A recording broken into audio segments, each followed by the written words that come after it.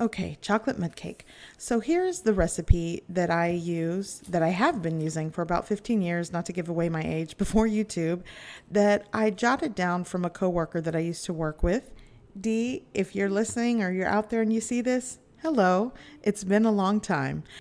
Well, since last year, my son was diagnosed with egg allergies. So, of course, I had to come up with an egg free recipe because he loves chocolate mud cake and we want to allow his brother to have some too. So, this is what I came up with. For the flour, I'm going to keep the same measurement 1 3/4 cups of all purpose flour. And I'm also going to add more baking powder because, again, we're not using egg. So, I'm going to use a full teaspoon. I'm going to use a half teaspoon of salt, the same amount for cocoa powder, but with the butter, I'm going to lower that to 1/3 cup of butter. But today I'm going to substitute the butter with coconut oil. It's a healthier version. And for the sugar, I'm going to be using 1 1/3 cup of sugar this time. And the coffee and the chocolate chips, I'm going to remove to make it a little bit simpler since you guys were asking for substitutes or if you had to add coffee. So we'll leave it out. Now, the milk, I'm adding a full cup. And for the eggs, I'll be using per egg a 1/4 cup of applesauce.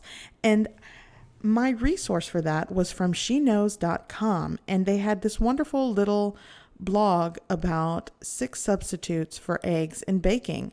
So if you want more information on that, you can go check it out on their website.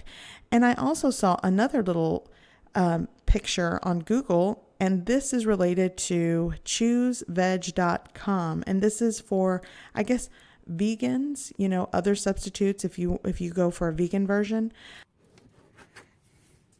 So this is what I came up with, and I forgot to write 1 teaspoon of vanilla extract.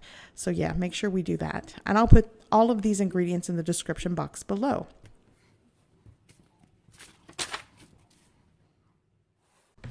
Okay, so here I have a bowl and I'm going to start with my dry ingredients. I'm fluffing up my flour just a little, and I'm going to add 1 3/4 cups of flour into the bowl.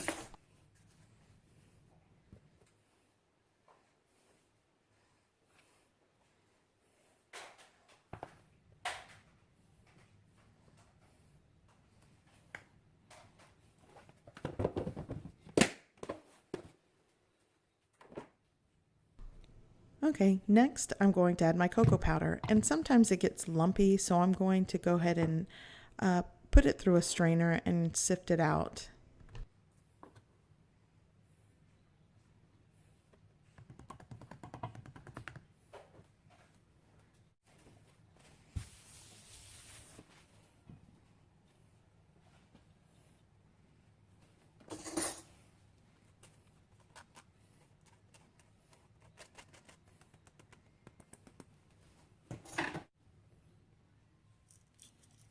And now for the salt.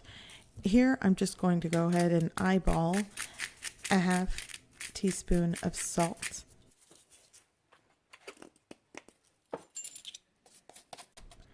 And now my 1 teaspoon of baking powder. And if you're curious, this is the one that I use. And now I'm just going to go ahead and give this a good whisk and combine all of the dry ingredients.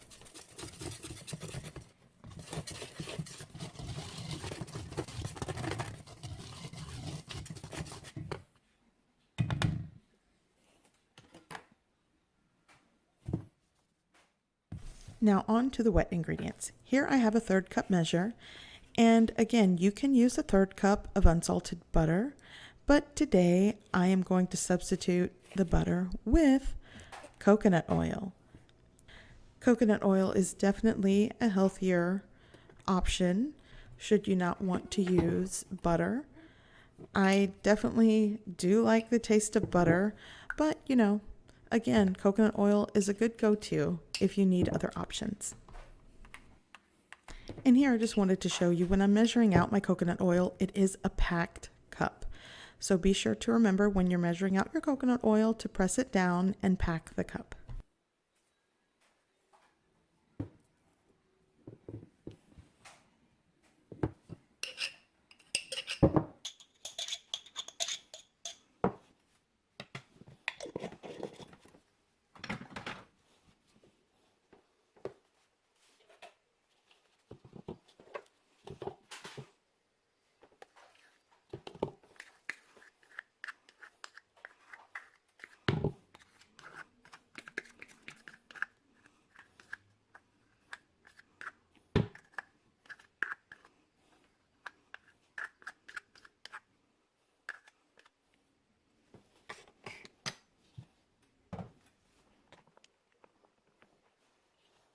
Now I'm just going to microwave it for about 15 to 20 seconds just to get it a little melted and softened.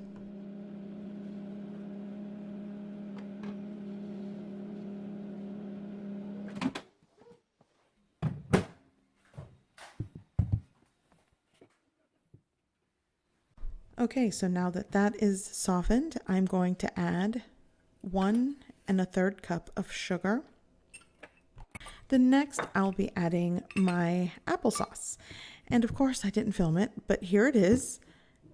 I'll be using 3/4 of a cup of applesauce. Again, it's 1/4 cup per egg, and I normally use 3 eggs in the mud cake recipe, so it's 3/4 of a cup. And now here's another substitute. You can use 1 whole cup of whole milk, but to go along with a more vegan-friendly cake version, I'm going to use unsweetened coconut milk, and I'll be using the same amount, a cup.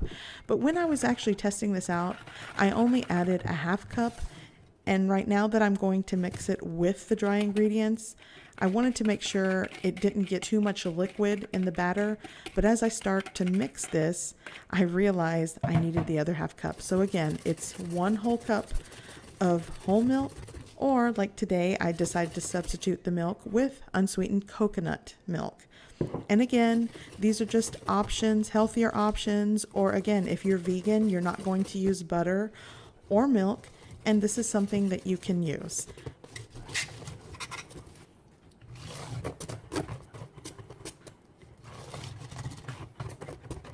Now that that is mixed, I'll be pouring this into 1 round 8-inch cake pan. But before I do that, I have it greased with some more coconut oil.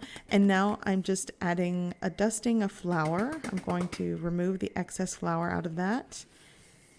And just to be sure I can get the cake out of the pan, I need all the help I can get. I'm also going to put some parchment paper at the bottom.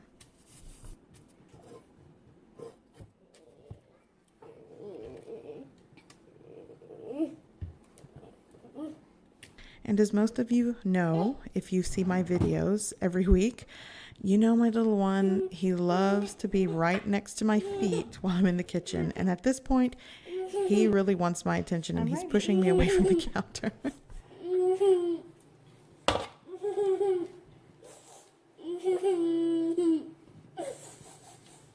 No, I know you're tired. Mama's going to be with you in a second.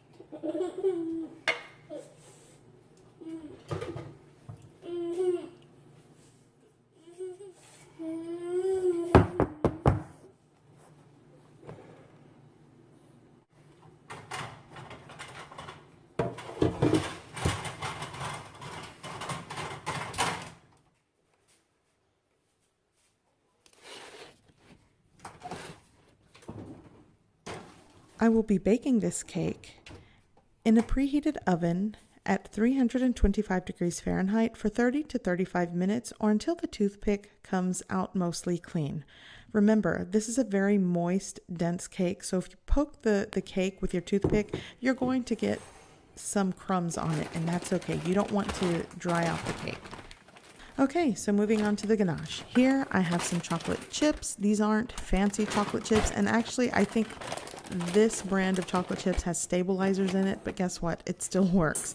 So I'm just going to measure out a cup of chocolate chips. By the way, disclaimer, this is not a vegan-friendly ganache. So if you're using this recipe and you're vegan, I'm sorry, I don't have a recipe for vegan ganache, but the cake is still good. So my substitute for the ganache is evaporated milk. Some of you have expressed in comments that you couldn't find heavy cream wherever you're at. So if you can get your hands on some evaporated milk, this works just as well. But I will say the difference is the ganache does take a little bit longer to set up because the heavy cream, it's heavy whipping cream, it sets a lot quicker. But with the evaporated milk, it's going to take extra time. So all I'm going to do is microwave my evaporated milk for about a minute in 30-second intervals.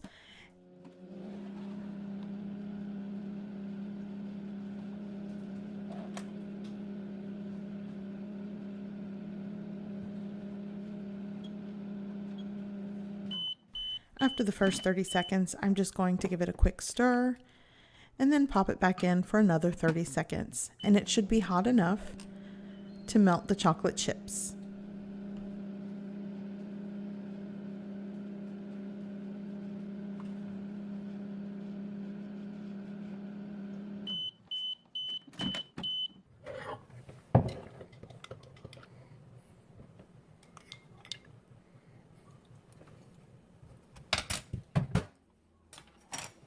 Okay, this is pretty easy.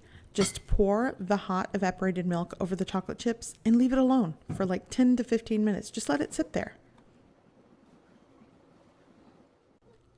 And then after the 15 minutes, take a whisk and just mix it together. While this is setting up, because again, we are using evaporated milk and not heavy whipping cream, you want to allow it to cool and set up.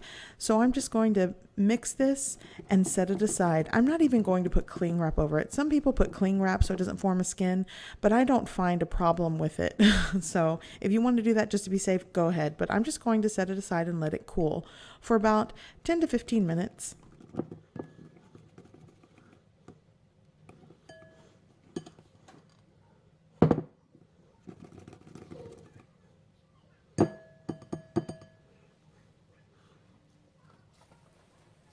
Okay, so it has been 35 minutes. Remember, I bake this at 325 degrees. And just to be sure that it is baked, I'm going to check it with a toothpick. And remember, I did say that when you check it with a toothpick, it's not going to come out completely clean, and that's okay. There will be crumbs, there might be a little bit of the batter, but it is a chocolate mud cake. It's dense, it's fudgy, it's rich and moist, so that is normal. So now I'm just going to sit it on a cooling rack and allow it to cool for about 15 to 20 minutes. It has been 20 minutes. I'm just going to take a butter knife and run it along the edge of the cake to make sure that it flips out. So you might want to do that. Since it is my son's birthday, I'm going to use a pretty cake platter.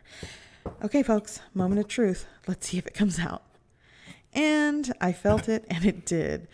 So I'm just going to remove the cake pan, peel off the parchment paper, and yes, the parchment paper folded. That's okay. I'm going to pour ganache all over this, and you won't even see the crease on the cake.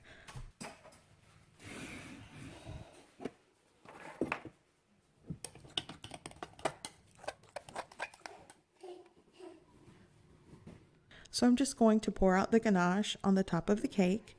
And you will notice it is runny. That's okay, because after I smooth this over all of the cake, you want the cake to set up. You want the ganache to set up. So after I smooth this over, I am going to let it sit and set up for about 20 minutes. You want to do that before cutting into it. Another useful tip when you're icing your cake is to put parchment paper underneath the cake, just towards the edges, and it'll keep the platter clean. Once you're done icing it, you just remove the parchment paper. I didn't do that. After icing or frosting, I don't know what you would call it, frosting or icing with a ganache, I'm not sure, but let's just say icing. After icing the cake, and it does get a little messy with the ganache, but it's easy to clean up, and that's what you want to do, for presentation purposes. So now the only thing left to do is allow the cake to set up for at least 20 minutes. But I have an eager child that is ready for his birthday cake. Since it's his day, I'll give him what he wants. Here we go, Eggless chocolate mud cake. Let's see what they think. You like your cake? 생일 축하합니다. 생일 축하합니다. 사랑하는 엑스 생일 축하합니다. Feliz cumpleaños! Blow it out. No, man, no, it's literally too rough. I know, blow it out. No. Big huff and puff, go. Good Hey. job.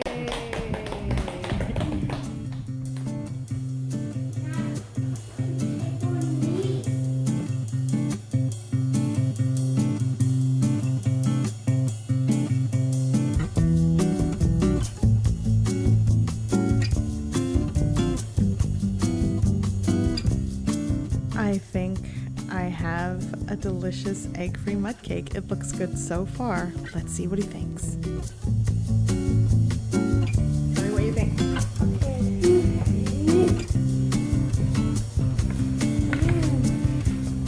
Yummy?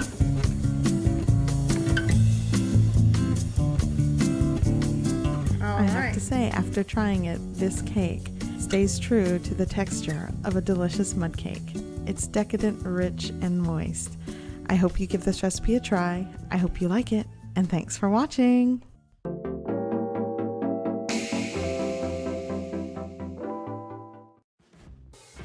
Hey guys, you can click on the video icons for more recipes, or you can click on my picture icon to subscribe. Thanks for watching.